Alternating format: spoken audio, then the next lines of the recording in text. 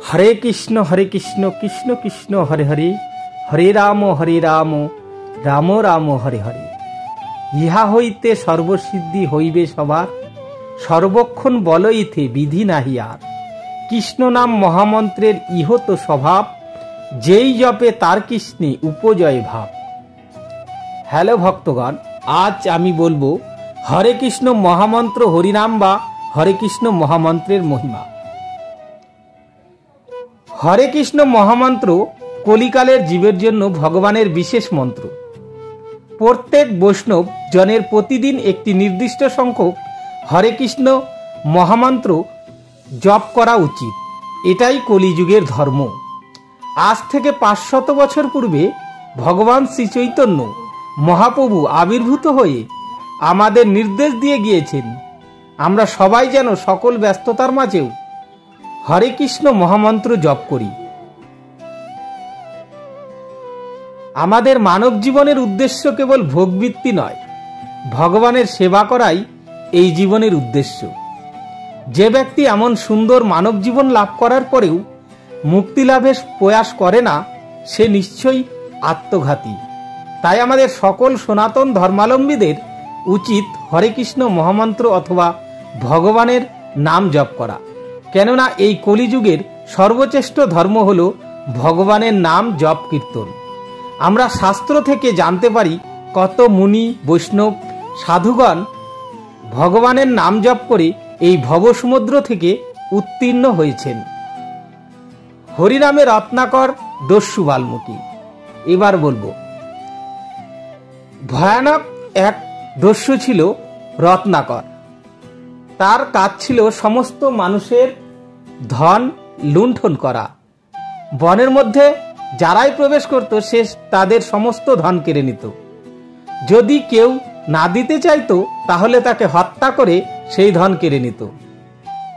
কিন্তু একদিন জীবনের পরম সৌভাগ্যক্রমে সেই রাস্তা দিয়ে হেঁটে যাচ্ছিল নারদ মুনি। রত্নাকর সেই নারদ মুনিকে দেখে তার থেকে সমস্ত ধন কেড়ে নিতে চাইলেন।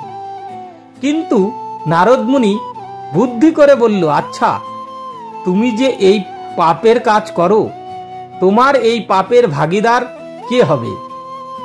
তোমার কি স্ত্রী, বাবা মা, তারা কি নিবে? রত্নাকর মনে মনে ভাবল, সত্যি তো, আমার এই পাপের কি তারা ভাগ করে নিবে? তাই সেই রত্নাকর কি করলো, নারদমণিকে লতা পাতা দিয়ে গাছের সাথে বেঁধে তার বাবা মা এবং স্ত্রীর কাছে গেল। বাবা মা ও স্ত্রীর কাছে গিয়ে স্ত্রীকে জিজ্ঞাসা করলো, দেখো, আমি যে এই পাপ করি, তোমরা নিবে সেই পাপের ভাগ? তখন তারা সেই পাপের ভাগ কেউ নিতে রাজি হলো না। রত্নাকর বুঝতে পারল এই জগৎ সংসার কিছুই না, সব মায়া মাত্র। সে তখন নারদ মুনির চরণে গিয়ে পড়লেন এবং বললেন, প্রভু, আমাকে উদ্ধার করো। নারদ মুনি রত্নাকরের সেই ভক্তি দেখে তাকে রাম নাম জপ করতে বলল এবং রাম নামের দীক্ষা দান করলেন। ভগবানের নামরূপী মহামন্ত্র জপ করার প্রভাবে রত্নাকর আজ জগতে বাল্মীকি মুনি নামে প্রসিদ্ধ, যিনি ভগবান রামচন্দ্র আবির্ভূত হওয়ার 60,000 বছর পূর্বে রামায়ণ রচনা করেছিলেন। তো বন্ধুরা, এবার বলবো হরিদাসের হরে কৃষ্ণ মহামন্ত্র জপ। হরিদাস ঠাকুর প্রতিদিন 3 লক্ষ নাম জপ করত। সেই নাম যতক্ষণ পর্যন্ত জপ করা শেষ না হতো ততক্ষণ তিনি কিছুই আহার গ্রহণ করত না। তাই হরিদাস ঠাকুর ভগবান গৌরাঙ্গ মহাপ্রভুর এতটাই প্রিয় ছিল যে তখন তিনি দেহত্যাগ করেন, তখন স্বয়ং মহাপ্রভু তার দেহবক্ষে আলিঙ্গন করে নৃত্য করেন। হরিদাসকে প্রবেশ করতে দেয়নি মায়াপুরী ধামের মন্দিরে, তাই হরিদাস পুরীধামের মন্দিরের কিছু দূরে গিয়ে ভজন কুটির করে সেখানে বাস করত এবং প্রতিদিন হরে কৃষ্ণ মহামন্ত্র নাম জপ করত। ভগবান গৌরাঙ্গ হরিদাসের এই ভক্তি দর্শন করে জগন্নাথকে দর্শন করার পরে তিনি প্রতিদিন হরিদাসকে দর্শন করতেন। এমনকি তৎকালীন সময়ের জমিদার চাঁদ কাজী হরিদাসের হরে কৃষ্ণ মহামন্ত্র জপ করার বন্ধ করার জন্য লক্ষহীরা নামক বেশ্যাকে তার কাছে রাত্রিতে পাঠিয়ে দিয়েছিলেন। লক্ষহীরা হরিদাসের কাছে এসে তাকে বলল যে তার একটা বাসনা রয়েছে, যেন সে তার সেই বাসনা পূর্ণ করেন। কিন্তু হরিদাসের হরে কৃষ্ণ মহামন্ত্র জপ করার প্রতি এতটাই মনোনিবেশ ছিল যে সে লক্ষহীরাকে বলল তার জপ পূর্ণ না হলে তার আশা পূর্ণ করতে পারবে না। এইভাবে প্রথম দিন সকাল হয়ে যাওয়ার লক্ষহীরা পরের দিন আসেন এবং পরপর 3 দিন একইভাবে অতিক্রান্ত হলো। শেষ দিনে আবার লক্ষহীরা যখন হরিদাসের সাথে সঙ্গ করার মনোবাসনা নিয়ে আসলো, তখন হরিদাসের শ্রীমুখ হতে হরে কৃষ্ণ মহামন্ত্র শ্রবণ করতে করতে তার হৃদয় বিগলিত হলো এবং সে হরিদাসের চরণে লুটিয়ে পড়ে তার আশার কারণ বলল। তখন হরিদাস লক্ষহীরাকে বলল, আমি তোমাকে উদ্ধার করার জন্য এখানে এতদিন আছি। হরিদাস সেই লক্ষহীরাকে হরে কৃষ্ণ মহামন্ত্রে দীক্ষা দান করলো। এমনই অদ্ভুত ভগবানের দিব্য নাম, যা শ্রবণ করে বেশ্যাও ভগবানের পরম ভক্তে পরিণত হন। অর্থাৎ সত্যযুগে ধ্যান করার মাধ্যমে মানব মুক্তি লাভ করত, ত্রেতা যুগে বৈদিক যজ্ঞ করার মাধ্যমে ভগবানকে পূজা করার মাধ্যমে দাপর যুগে, কিন্তু কলিযুগে ভগবানের নাম জপ করার মাধ্যমেই মানব মুক্তি লাভ করিয়া থাকে। শাস্ত্রে এমন হাজারো শ্লোক রয়েছে ভগবানের নামের মাহাত্ম্য, যেখানে স্পষ্টভাবে বর্ণনা করা হয়েছে। ভগবতে বলা হয়েছে কলিযুগে সমস্ত দোষের সাগর সমতুল্য, কিন্তু এই দেশের মধ্য থেকেই কেউ যদি ভগবানের নাম জপ কীর্তন করে তাহলে সে নিঃসন্দেহে মুক্তি লাভ করিতে পারেন। তাই আমরা যে কোনো পরিস্থিতিতে থাকি না কেন সর্বাবস্থাতেই যেন হরিনাম বা ভগবানের নাম কীর্তন করি। পদ্মপুরাণে আরো বলা হয়েছে, যদি কেউ কুকুর ভোজি চণ্ডালও হয়ে থাকে কিন্তু সে একবার তার জিহ্বার অগ্রে ভগবানের দিব্য নাম উচ্চারণ করে তাহলে সে অবৈষ্ণব ব্রাহ্মণ অপেক্ষা কোটিগুণ শ্রেষ্ঠ। আমাদের জীবনের আসল উদ্দেশ্য হল সর্বাবস্থাতেই হরিনাম বা হরে কৃষ্ণ মহামন্ত্র জপ করা। এবার বলবো হরে কৃষ্ণ মহামন্ত্র দিব্য কাহিনী। আমরা জানি ভগবান শ্রীকৃষ্ণের নাম করলে মঙ্গল হবে এবং পরবর্তী জীবনে চলার পথে আমাদের সুগম হবে এবং ভগবানের কৃপা হলে আমরা সবকিছুই পেয়ে যাব। তাহলে যে ব্যক্তি শুধুমাত্র একবার কৃষ্ণ নাম করেছে তার কি হবে, আর যে ব্যক্তি একবারও কৃষ্ণ নাম করছে না তার কি হবে? হরে কৃষ্ণ মহামন্ত্রের পরিপ্রেক্ষিতে আসুন পদ্মপুরাণ থেকে একটি সত্য ঘটনা তুলে ধরা যাক। পদ্মপুরাণ মতে তারা 2 ভাই ছিল। এক ভাই কর্মজীবন নিয়ে অর্থাৎ সকাম কর্মী, গৃহকর্ম নিয়ে মেতেছিলেন এবং অন্য ভাই ছিলেন বৈষ্ণব, যে কিনা বৈষ্ণব সুচিত্ত সদাচার পালন করত, যে ভগবানের কৃপায় সুখে শান্তিতে বাস করত। এই বৈষ্ণব ভাইয়ের যে গুরু মহারাজ ছিলেন, সেই গুরু মহারাজকে তিনি বলছেন যে গুরুদেব, আমাদের গৃহে একদিন কৃষ্ণ ভাবনাময় অনুষ্ঠান হোক, যেটি আপনার দ্বারা পরিচালিত হবে, আপনি আমাদের গৃহে চলুন। গুরু মহারাজ তাকে উত্তরে বললেন, দেখো পুত্র, তোমার পরিবারের যে সদস্য রয়েছে তাদের অনুমতি নাও।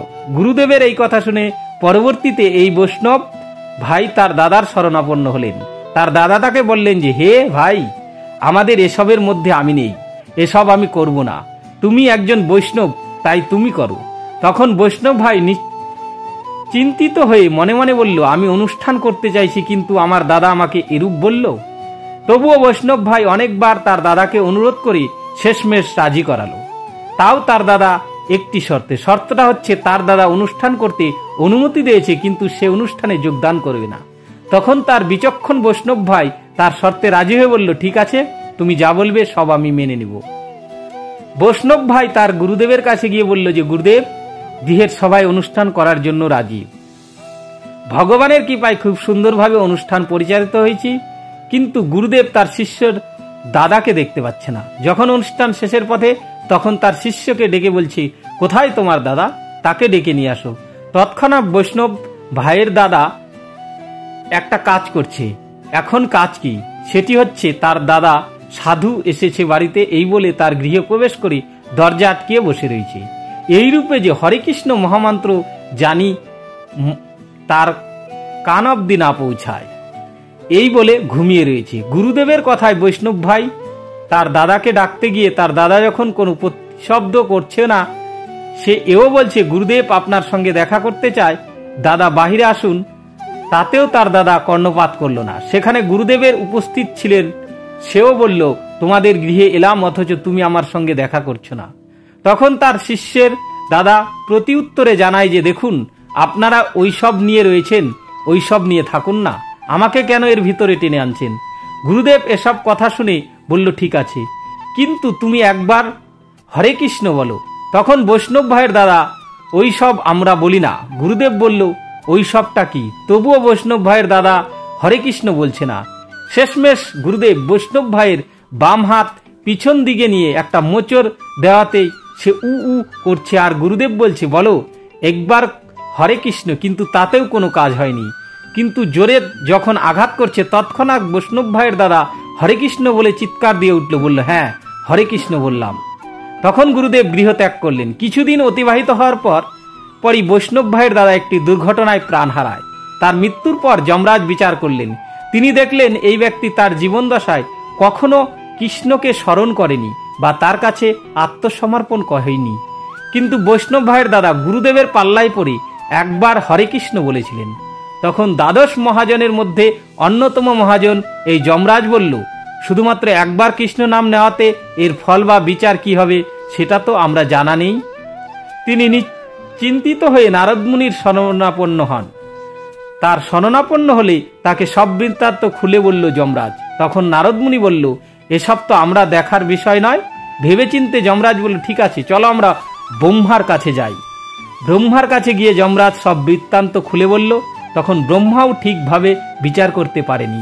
তখন সিদ্ধান্ত গ্রহণের জন্য মহান বৈষ্ণব শিবের কাছে বৈষ্ণব ভাইয়ের দাদাকে নিয়ে যাওয়া হয়। বৈষ্ণব ভাইয়ের দাদাকে যখন শিবালয়ে পালকিতে করে নিয়ে উপস্থিত, সঙ্গে সঙ্গে শিব বাবা তাকে প্রণাম জানালো। তখন ব্রহ্মা নারদ মুনি যমরাজ বলে উঠল, এ ব্যক্তি প্রণাম পাওয়ার যোগ্য না, এ তো সারা জীবন পাপ কর্মে রত ছিল, একে কোনো আপনি শ্রদ্ধা জানাচ্ছেন মহাদেব? মহাদেবকেও সবকিছু মহাজনেরা খুলে বলল। তখন শিব বাবা বলল, আমিও এর বিচার জানি না। শাস্ত্রে বলা হয়েছে নাম আর নামই অভিন্ন, অর্থাৎ যে নাম সেই কৃষ্ণ। এ প্রভুর নাম করেছে, একে চলো আমরা সেই অচ্যুত প্রভুর নিকটেই নিয়ে যাই। তখন এই চারজন ভগবানের শরণাপন্ন হলেন। একে নিয়ে কৃষ্ণ এদের চারজনকে একত্রে দেখে বিস্মিত হয়ে বলল, এই চারজন যমরাজ, নারদ ও মুনি ব্রহ্মা শিব একসাথে। তখন এই চারজন তাদের মন্তব্য কৃষ্ণের কাছে ব্যক্ত করলেন। আরো বললেন, প্রভু এ জীবনে মাত্র একবার গুরুদেবের কথায় আপনার নাম নিয়েছে, এর গতি কি হবে? এই সিদ্ধান্ত আমরা নিতে না পারায় আপনার শরণাপন্ন হয়েছি। তখন পরমেশ্বর ভগবান শ্রীকৃষ্ণ বললেন, তোমরা কি জানো না ভগবান এবং ভগবানের নামের যে কি ফল? ভগবানের নাম যদি কেউ একটি মাত্র বার করেন তাহলে সে ভগবানের আলয় লাভ করে। এই হলো হরে কৃষ্ণ মহামন্ত্র, শুধু একটিবার উচ্চারণ করার মহিমা। জয় শ্রী রাধা কৃষ্ণ।